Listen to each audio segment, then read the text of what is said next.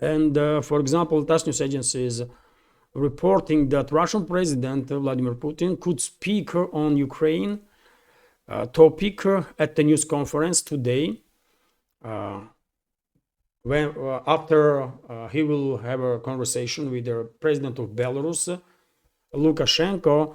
So Russian President Vladimir Putin, if asked, could speak on Ukraine at the news conference following Russia-Belarus talks on Thursday. Kremlin spokesman Dmitry Peskov said the Russian president is scheduled to take questions jointly with his Belarusian counterpart Alexander Lukashenko. Everything will depend on what reporters will ask, Peskov told us when asked whether the president will comment on issues beyond the bilateral relations, such as Ukraine, following their latest statements from the US. And most likely, of course, journalists are going to ask Russian president during that joint press conference with Lukashenko about Russia's position in regards to the 30-day ceasefire and that kind of stuff that US and Western ruling class come up with after Washington-Kiev talks in Jeddah, Saudi Arabia.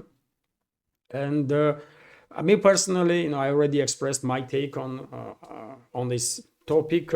So therefore, I'm not at all going to be surprised that Russian president most likely will say that Russia's position is well known for a while, which is that there are certain conditions to be met before ceasefire can be established and the meaningful talks can begin. And these certain conditions, Russian president himself outlined during his meeting with the leadership of Russia's foreign ministry in 2024.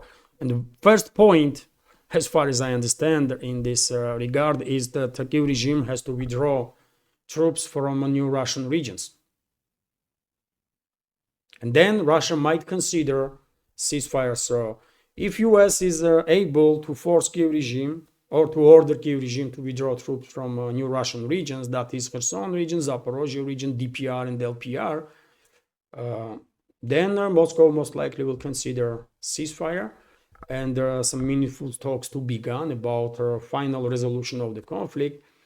But before that, it's not happening, and Russian president most likely will say exactly this today, maybe with different words, different formulations, but that's how it's going to be. Of course, I will report about it in today's second update, dear friends, for our Patreon and Boosty community later on this evening. Let's continue with some more news, and we have this report from RBK news agency that Russian ambassador in UK somewhat already answered this question, how Moscow will react on this 30-day ceasefire proposal from Washington. So Moscow will consider Washington's proposal for a ceasefire in Ukraine. You know what? I published this poster on Twitter X and Telegram channel. So let me read here.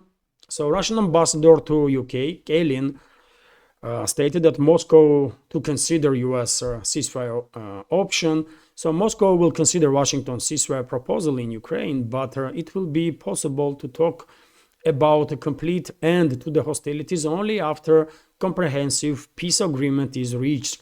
This was stated in an interview with the Wall Street Journal by Russian ambassador to the United Kingdom, Andrei Kelin, commenting on the US-Ukraine talks in Jeddah, Saudi Arabia. We will consider the American ceasefire proposal. We will stop military actions only when we have a full comprehensive agreement, the diplomat said.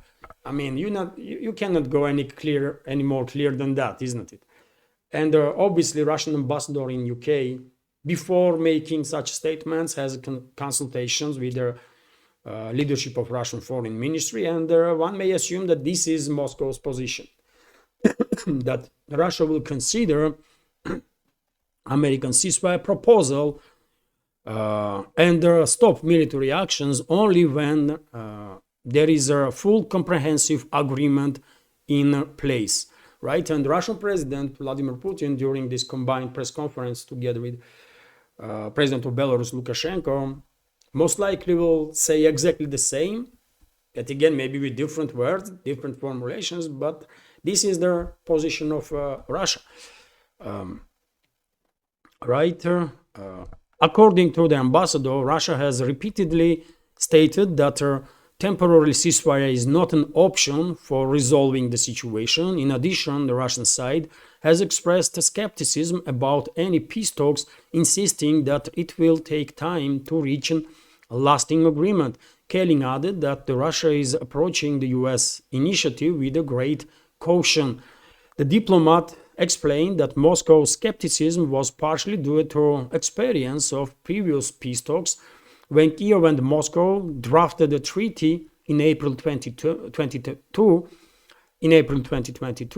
and Russia, according to Kelin, withdrew troops from the Kiev and the Chernigov regions as a gesture of the goodwill ahead of possible ceasefire agreement. However, Kiev then derailed their settlement process, which is true, by the way, and it's not just Kiev, but we all know what happened, isn't it?